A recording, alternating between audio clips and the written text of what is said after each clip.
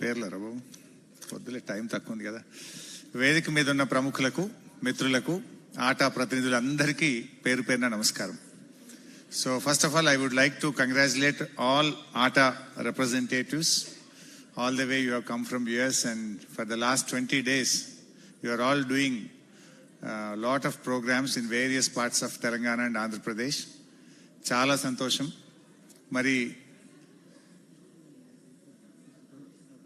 ఏ దేశం ఏగినా ఎందు కాలిడినా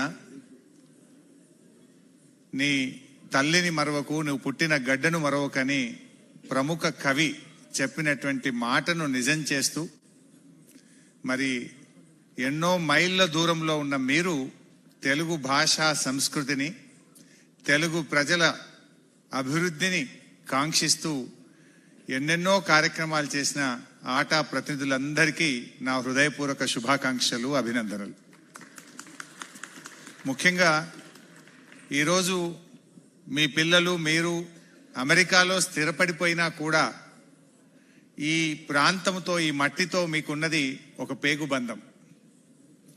మీరు అక్కడ బాగా స్థిరపడిన ఉన్నతమైనటువంటి జీవితాల్ని మీరు పొందుతున్నా కూడా, నేను పుట్టిన నా ప్రాంతం, నా తెలుగు ప్రజలు సంతోషంగా ఉండాలి, నా తెలుగు ప్రజలు బాగుండాలి, నా తెలుగు భాషా సంస్కృతిని, సాంప్రదాయాలను గౌరవిస్తూ మీరు చేసినటువంటి కృషి చాలా గొప్పది. ఈ సందర్భంగా మీ అందరినీ మనస్ఫూర్తిగా అభినందిస్తూ, కొత్తగా ఏర్పడ్డ ఈ తెలంగాణ రాష్ట్రంలో కూడా పెద్ద ఎత్తున పెట్టుబడులు పెడుతూ, మరి తెలంగాణ రాష్ట్ర అభివృద్ధికి కూడా మీరందరూ భాగస్వామ్యం చేస్తున్నందుకు కూడా మీ అందరికీ శుభాకాంక్షలు, ధన్యవాదాలు. మరి గత 20 రోజులు, అంటే ప్రతి సంవత్సరం డిసెంబర్ 10వ తేదీ నుంచి 30వ తేదీ వరకు 20 రోజులు ఈ ఇండియాకు వచ్చి 2 తెలుగు రాష్ట్రాల్లో కూడా ఎన్నో సేవా కార్యక్రమాలు చేస్తూ ఉన్నారు. అది వాటర్ ప్లాంట్లు కావచ్చు, మరి హెల్త్ క్లినిక్లు కావచ్చు, మెగా హెల్త్ క్యాంప్స్ కావచ్చు. మొన్న ఈ మధ్య పత్రికలో చదివాను, అచ్చంపేటలోని చెంచుగూడాల్లోకి వెళ్ళి అక్కడ వాళ్లకు దుప్పట్లు, బట్టలు కూడా ఆటా ప్రతినిధులు వెళ్ళి పంచారని చూసి నిజంగా చాలా సంతోషం అనిపించింది. ఎక్కడ అమెరికా, ఎక్కడ అచ్చంపేట? అమెరికాకు అచ్చంపేటకున్న బంధం ఏంటి? తెలుగు బంధం. మన సంస్కృతి, మన తెలుగు భాష అనుబంధమే అమెరికాకు అచ్చంపేటకు మధ్య అనుబంధాన్ని నిలిపింది. అలాంటి మంచి కార్యక్రమాలు చేశారు. మొన్న ఈ మధ్య గజ్వేల్లో కూడా మెగా హెల్త్ క్యాంప్ పెట్టారు.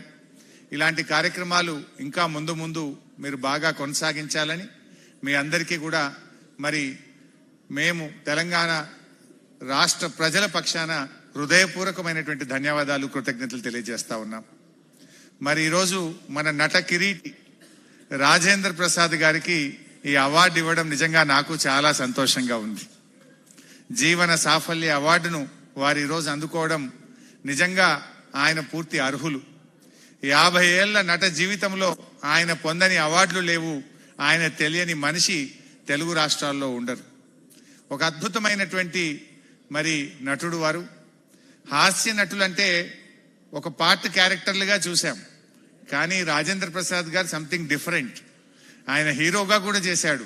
పలు సినిమాల్లో ఆయన్నే హీరో, ఆయన్నే హాస్యాన్ని కూడా పండించాడు. అలా అద్భుతమైనటువంటి తనకంటూ ఒక ప్రత్యేకతను సాధించుకున్నారు.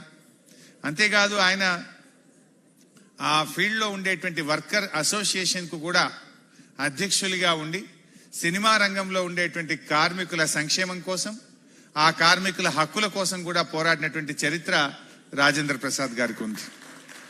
ఆయనకు నా హృదయపూర్వకమైనటువంటి శుభాకాంక్షల్ని, అభినందనల్ని కూడా ఈ సందర్భంగా తెలియజేస్తూ, మరి సమయం తక్కువగా ఉంది కనుక వాస్తవానికి నేను ఉప్పల్లో అక్కడ ఈరోజు ఐ ఫోకస్ సంబంధించిన ప్రోగ్రాం నేను కిషన్ రెడ్డి గారు ఇద్దరం అక్కడ పాల్గొన్నాం. కిషన్ అన్ననేమో ముందు మాట్లాడి బయలుదేరినాడు. మరి ఇక నాకు తప్పని పరిస్థితుల్లో నేను వెనక మాట్లాడి మెట్రో రైలు ఎక్కి మిమ్మల్ని నిరుత్సాహపరచొద్దని పరిగెత్తుకొని వచ్చి మీ మధ్య ఈ కార్యక్రమంలో పాల్గొనడం నాకు చాలా సంతోషంగా ఉంది. అందరికీ నమస్కారం and advance happy new year. తర్వాత మాట్లాడాల్సిందిగా పైడి రాకేష్ రెడ్డి గారు, ఆర్మూర్ ఎమ్మెల్యే గారు, వారిని సాదరంగా ఆహ్వానిస్తున్నాను.